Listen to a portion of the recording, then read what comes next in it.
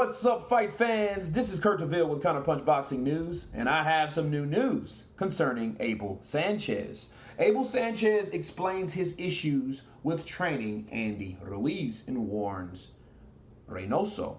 And when I say Reynoso, that's Eddie Reynoso or Chepo Reynoso. You know, a lot of people known Eddie to be the trainer, but also there's OG Chepo Reynoso, right? They are a team, people, okay? So, anyway, Abel Sanchez, the ex-trainer of former unified heavyweight champion Andy Ruiz, says that the Mexican must be watched closely or else he becomes lazy when it comes to his work ethic, okay? Of course, Sanchez was in the corner for a short period, and when he worked or he trained Andy Ruiz during his bout or his first attempt for the heavyweight crown against Joseph Parker, losing by split decision, okay? Now, we all know that last year he shocked the world, stopping Anthony Joshua in 7 rounds, becoming the WBO, the WBA, the IBF, and the IBO champion. First of its kind, buzz much, had a parade, okay? The parade begat parties. The parties begat more parties. The eating, the drinking, the partying, right? The spending. He ain't broke no more. A lot of these things happen, but then, of course, he lost it all back, right? He lost all the belts, and then shortly after, he parted ways with Manny Robles, okay? So, this is what, okay, and then he gets with Eddie Reynoso, of course, right? Now, this is what Abel Sanchez says regarding Eddie Reynoso. He says Eddie Reynoso must keep him in the gym, make him work, and get rid of the baggage around him, the people that surround him, and allow him to do the things that he must not do, Sanchez told Sky Sports. Andy must listen. Eddie is a heck of a coach, one of the best in boxing right now, okay? He says, Sanchez explains that he went through the same problems with Ruiz that Manny Robles did, okay? And this is what he said. He says, I'm not there to babysit. I'm there to coach and develop you if you are willing to listen. You can't develop someone who doesn't want to try anything. It was difficult for me to work with Ruiz. Because I don't like laziness, we work too hard. I have too many people here working their butts off to have one person get away with things that nobody else can. That's not proper, Sanchez said. He doesn't look like the prototypical heavyweight, but he has a lot of ability, unbelievable ability. He lacks in desire. He doesn't want to do things. He finds an excuse not to do something. That's a shame because he could do great things. Those are the words of Abel Sanchez. Now, at first, when I first read this, me counterpunching, I said, okay, Abel Sanchez is, it appears like he's hating. But after reading the whole article, he's absolutely right. Okay? Andy does have good ability. If he didn't have ability, he would have stopped a gold medalist. Let's just be real. He wouldn't have done that. It doesn't matter what condition that person is, because here's the deal. Even if you have an off night, being a good fighter like, Anthony Joshua is, if he didn't have ability, he wouldn't have been able to do what he did. Okay? Let's just call it what it is. He does have ability. He put his name up there with those top 3. The big 3 that Lennox Lewis regarded, Anthony Joshua, Tyson Fury, Deontay Wilder. Well, those were the big 3. Now you had Andy Ruiz. And, and he's trying to make himself relevant, but that's another story. Okay? Now, he has ability, but he lacks in desire. Well, the only time that I see Andy Ruiz, as of now, having desire is when he doesn't have money. And a lot of people are like that. Real talk. A lot of people, when they have money, they're complacent. Okay? You have a person, just a normal, everyday, average Joe. You have a person that's working hard, that's struggling, that's working 2 jobs.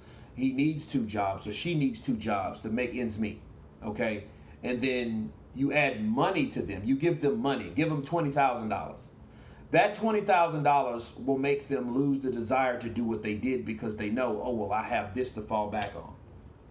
You know, so that 20,000 kind of deters the desire. And I think that's what happened to Andy Ruiz, okay? Along with the stardom and the whole package of being something that he's never been before, right? So, and ironically, if you want something you never had, you have to do something you never done. Well, he did something that he never done and got something he never had. But what happened when he got it? Did he want it again? Did he continue wanting it? That's the question. So that's why Andy Ruiz is on the redemption list. But back to Abel Sanchez, you know, he really broke it down on how he was to train Andy Ruiz. And I'll tell you, I listened to Abel Sanchez. Abel Sanchez is a no-nonsense guy, and I believe every word he says when he says, well, I don't have time to babysit. I could hear him saying that. I don't have time to babysit. I really don't. You know, there's a lot of guys working their butts off, you know, and they got one guy that, you know, makes an excuse for stuff. I can't do that. I can't do that. You know what I mean? Everybody has their personality, bro, I tell you.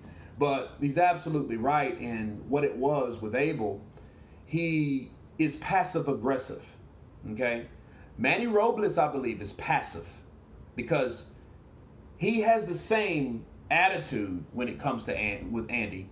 You know, like, hey, I'm not going to babysit you. You know, you come. But, you know, Abel, he sees stuff that he doesn't like.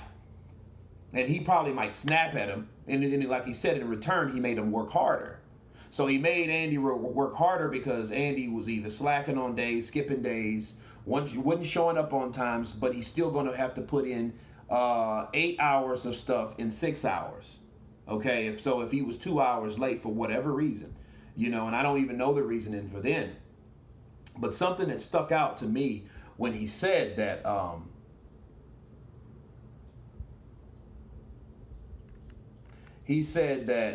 the people that surround him and allow him to do the things that he must not do. Look, if that's the case, Abel Sanchez was in his corner in 2016. So it's fair to say it was people around Andy Ruiz that were crutches, were, you know, people that were not in his, you know, that didn't want him to succeed, right? They weren't influential. So if he's talking about people then, these same people were there. It was just more of them, you know. So Abel Sanchez, you know, just really broke down what it's like to work with Andy Ruiz, you know, to Eddie Reynoso. Now, Eddie may not take that for cash value. We don't know, you know, and I don't want to sound negative towards Andy Ruiz because it's nothing like, it's almost like starting a new job. Yeah, you know, you messed up on your other job, you got fired or whatever, you quit. Like he decided not to work with Manny Robles, right? So he quit Manny, you know, but earlier apologized to Manny, which made no sense. You know, you in public apologize, but then in private you fired him, you know, in a sense, right? So you're looking at all this and you're like, okay, you're with Eddie Reynoso. Let's start from scratch. Let's start fresh. Let's start doing everything right. You know, so, you know, I think if you get on that new job, you don't want to harp on the past. You know, and I don't think this whole thing was for Abel Sanchez to harp on the past, but the past is, it's real, people. You know, the past will haunt you. You know, and will imply that if Andy gets with Eddie and he starts doing the same things, this is pretty much references that we can go back on and say, I told you so, because that's exactly how it is. So if Andy does come up with the same stuff and he does do the same, you know, have the same tendencies to be lazy, it's going to show. And trainers will get frustrated. I've seen trainers, you know, I've seen Angel Heredia, you know, cuss out Juan Manuel Marquez, You know what I mean? But that's what happens in camp. You know how people jail. Maybe people don't like to talk like that or whatever. But at the end of the day, I think that trainers train each other. I don't know what type of trainer Eddie is though, but Andy needs a hands-on trainer. And I think someone, it's like having a supervisor. You don't want a supervisor that sits back and watches you, observes you. Some people need micromanaging to keep them sharp on the edge where they need to be, because if they don't, they will just drift into mediocrity, right? So I think in this situation, Andy needs hands-on, but he has to understand too that he's not the superstar in that camp. Canelo is. So Canelo may influence him. There's nothing like competition, especially when you're training, with other fighters. So it could be good for Andy, and I hope it works. I hope they make a mean, ass-kicking Mexican machine, Andy Ruiz, the Destroyer. I hope that happens for him. But again, if you have two different trainers saying the same thing, okay? 2 out of 3 can't be wrong. You keep getting into it, you keep changing trainers, and they're saying the same thing. Okay, well, the chances are they're right. And Andy really does need to focus and have the desire to do what he needs to do if he wants to get something that he once had that once upon a time he never had. But anyway, that's my counterpunch on that, guys. You guys tell me what you think about Abel Sanchez's comments. Of course, please subscribe. And you guys been counterpunching. Peace.